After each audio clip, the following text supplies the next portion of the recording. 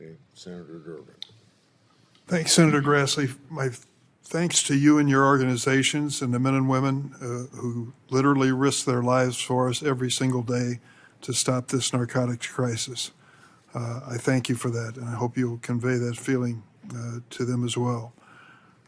I'd like to read something and see if any of you disagree with this.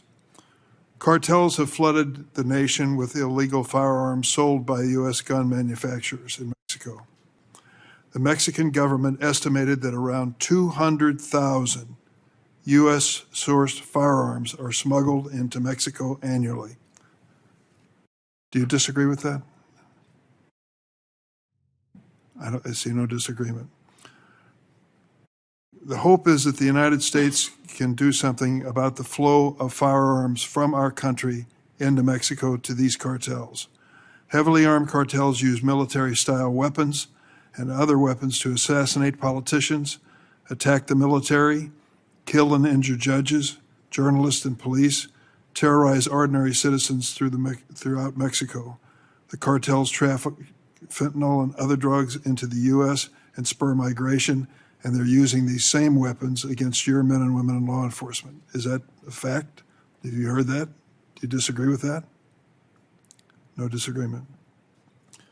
In January, the Justice Department reported a 25% increase in crime gun tracing requests from Mexican authorities in recent years.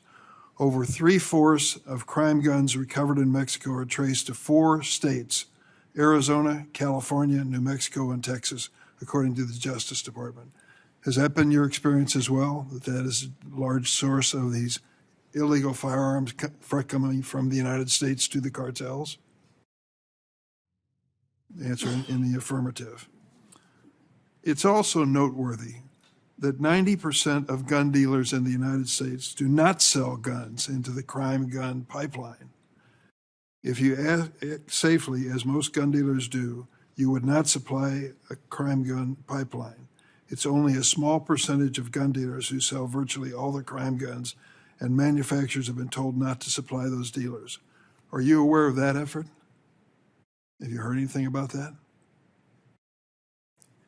It would seem that that would be a critical part.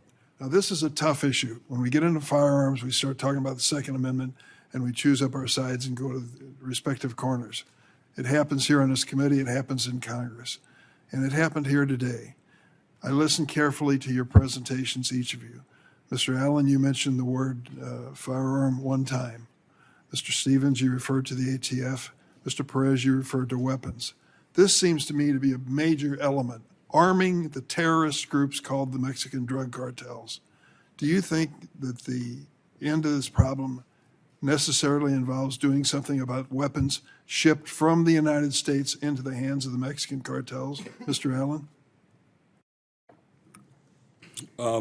Sir, I think one of the best tactics that we have at our disposal to combat that is the formation of these Homeland Security task forces. It's probably the greatest collaborative effort I've ever seen, taking on this whole of government approach, and more specifically, this whole of federal law enforcement approach at combating these terrorist organizations that use our own freedoms against us on a regular basis. And I can stand before you now and tell you that it's definitely one of the greatest collaborative. There's egos aside, sides aside, everyone is in this fight together. Can you tell me what is being done to stop the flow of firearms from the United States into the hands of these terrorist cartels selling drugs? So specifically on the firearms issue, I would have to defer to my colleagues at the ATF, but I can tell you that with the formation of these task forces, you're seeing increased information sharing and increased intelligence sharing, and I think that's going to go a long way to. Mr. Stevens, what's your experience? Yes, sir. Thank you for that question. As he said, with HSTFs, I think it's a phenomenal opportunity. We are bringing all of our superpowers, unique powers, and authorities together in one room. We work daily with the ATF in Texas and New Mexico to ensure that we're having an understanding of what's going on as it relates to their straw purchasing. Also, understanding HSI's role and our partnerships with Customs and Border Protection, we're ensuring outbound inspections are done. We've continued working operations in the El Paso region, and over this past last 2 operations we've We've seized over 19,000 rounds of 7.62 millimeter ammo, over 60 rounds of 50 caliber, 400 rounds of 22, seized 3 rifles, 4 pistols, 150 cal. So we're working every single day to ensure that stuff that's exported out of the country, contrary to law, that we stop that before it gets into the hands of the cartel. Are you identifying the gun dealers in the United States that are supplying these Mexican drug cartels with these firearms? We are allowing ATF to work that back. We're working on the exportation piece and trying to identify the network that it's going to.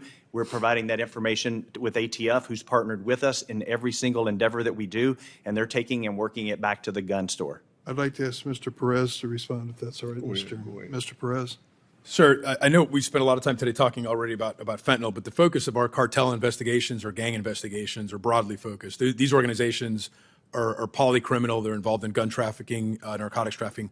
When we're talking about investigating the cartels, we investigate all elements of it. So whether it's the money movements or the trafficking in firearms, the illicit trafficking in firearms. If we identify any co-conspirators that are complicit as a part of that, as conspirators in that cartel, we're going to investigate that to the full extent we can. Excuse me, does that include American firearms dealers who are selling these guns?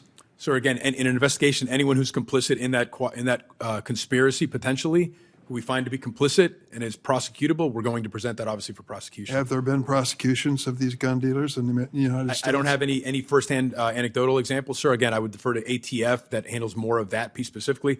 I will say, sir, though, just in the last 6 months through our cartel and gang investigations, we've seized close to 4,000 guns nationally, but about 2,200, sir, along our border offices. So as we investigate more aggressively the cartels, the gangs, we will encounter firearms, illicit firearms, and encounter how those firearms have landed in the hands of these criminals. Thank you, gentlemen. Thank you, Mr. Chairman.